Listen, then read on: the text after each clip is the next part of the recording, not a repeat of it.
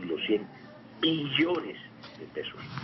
Entonces, ese es el tema, a eso es lo que básicamente persigue la ley o aspira el proyecto, o promueve el proyecto, o quiere el proyecto, o son las bondades del proyecto, por decirlo de alguna manera. Claro, se ha hablado mucho, permítame preguntarle, senador, se ha hablado mucho de que el proyecto de ley pretendería, usted nos confirma si es así, acabar con la Autoridad Nacional de Televisión y hacer un solo ente regulador que para los críticos sería un ente que estaría dependiendo mucho del Ejecutivo y perdería la independencia que tiene los distintos entes que se tienen hoy. La Comisión de Regulación de Comunicaciones por una parte, la Autoridad Nacional de Televisión por otra parte. ¿Es cierto que se quieren acabar esas dos entidades y hacer una sola? Eso es rigurosamente cierto. La ANTE desaparecería. El artículo 20, si mal no recuerdo, de la ley 1341, la composición de la Comisión de Regulación de Comunicaciones estaba diseñada, que es la única autoridad que va a quedar regulando todo este tema, estaba diseñada de tal suerte que el gobierno nacional tenía dos miembros, que eran el director de planeación y la ministra de las TIC. Adicionalmente, el gobierno nacional, de una manera progresiva, colocaba a dedo a los comisionados, colocaba 3 comisionados.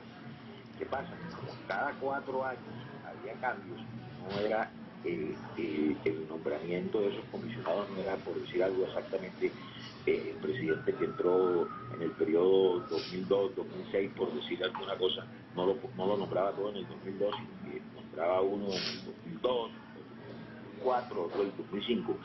Cuando llegaba otro gobierno se encontraba con unos comisionados del gobierno anterior. Verbigracia, en aquel sistema, el gobierno nacional siempre, mínimo, tenía 3 de los 5 miembros. Hoy está planteado en la nueva ley, que ya pasa a ser, bien, no tengo, la memoria no me da para tanto, pero es que el artículo 17, que es el que modifica ese artículo 20, se sigue hablando de los 5 comisionados, pero ¿cómo están designados esos comisionados?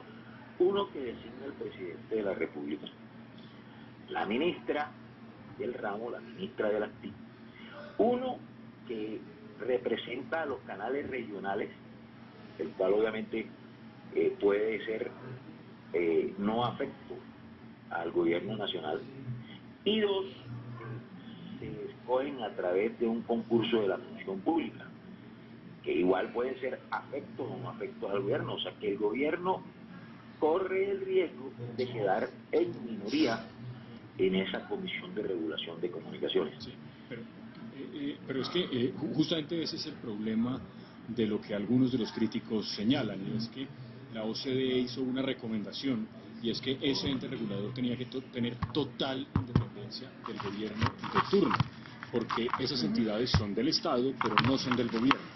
Y como eso es así, ¿no sería mejor que los 5 miembros de esa entidad se eligieran con completa independencia, que no hubiese ni uno solo del presidente de turno ni de la ministra de turno? A ver, la OCDE lo que recomienda es que ese ente sea un órgano independiente, no sometido a la libre remoción del presidente, y que mantenga la transparencia en la designación de sus miembros. Pero no se realiza, la OCDE no realiza ninguna recomendación sobre el mecanismo de designación, de procedencia o de las profesiones de los comisionados. En todos esos lineamientos generales deben ser adoptados por los países, todos esos lineamientos deben ser adoptados por los países de acuerdo con sus particularidades constitucionales y orgánicas. La OCDE, entre otras cosas, expresa que un regulador independiente permitirá lograr una clara separación entre la política industrial y la regulación de la competencia y el sector, y reduciría la exposición de la acción regulatoria a motivaciones políticas. A ver, yo le hablo en términos más coloquiales. Para mí, mi apreciación personal, puedo estar equivocado, para mí lo que hoy se está planteando es mucho mejor que lo que estaba planteado. Hay más independencia porque, como lo manifesté hace unos segundos, como estaba planteado en la ley anterior, el presidente de la República, o para no decirlo el presidente de la República, para no decir el presidente de la República, sino el gobierno de turno, mínimo iba a tener 3 personas en esa comisión de regulación de comunicaciones. Hoy puede tener 3, puede tener 4, pero también puede tener 2. Entonces, Sí. Yo entiendo todas estas cosas, que todos estos proyectos y todos estos procesos tienen críticos. También se habla del tiempo de la concesión. Yo quiero manifestarles a ustedes que el promedio en América Latina es alrededor de 22 años. En Chile está muy desarrollado, que tiene una conectividad, si mal no recuerdo, del 94.6%. En Chile, esos contratos están regulados o reglados a 30 años. El gobierno nacional, cuando envió su proyecto, cuando radicó su proyecto, hablaba de 30 años. Nosotros con nuestro equipo de asesores y consensuado con los miembros de la comisión, hablamos entre 12 y 15. En la Cámara se habló entre 15 y 20 años. Con la doctora Raigosa se pidieron unos conceptos, llegaron unos conceptos, algunos hablaban de 17 años, si mal no recuerdo, y otros de 18. Sí. Total, conciliamos con el gobierno nacional y dijimos que 30, pasar de 10 a 30 nos parecía que no caía bien, que no iba a ser bien digerido, y que por consiguiente íbamos a presentar que fuera a 20 años.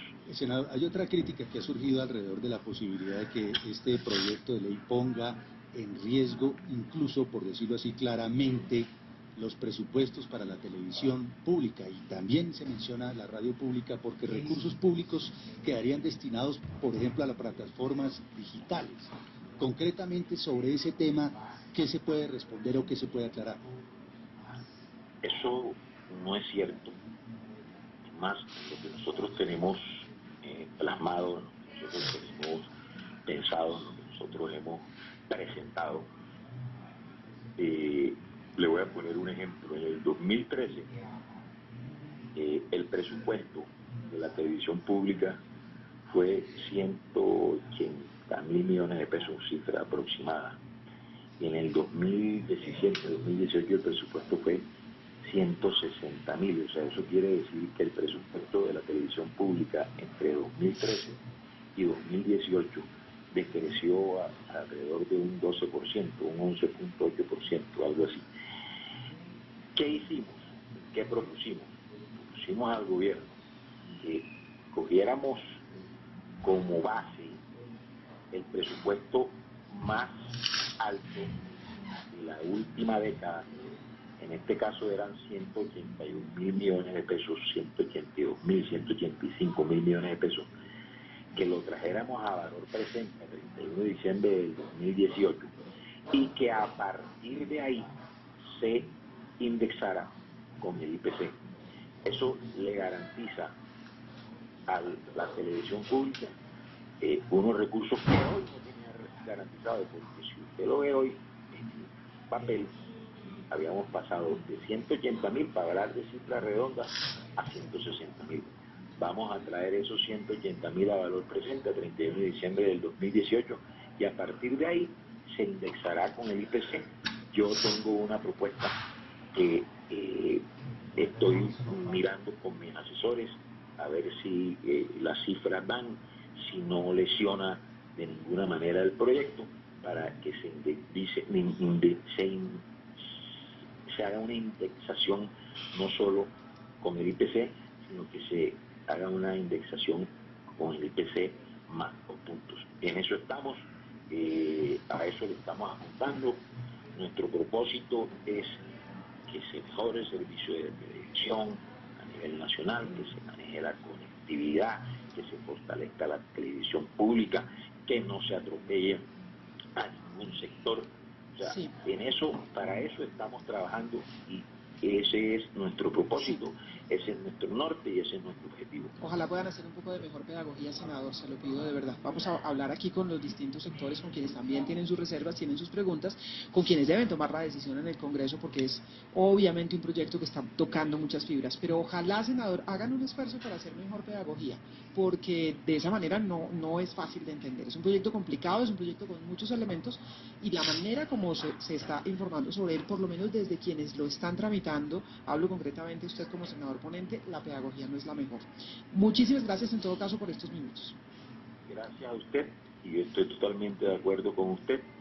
Ha faltado pedagogía por parte del gobierno nacional, quien es el que presenta el proyecto a consideración del legislativo, y nosotros lo que hacemos es que tratamos de mejorarlo de acuerdo a nuestro punto de vista y a nuestra manera de ver las cosas.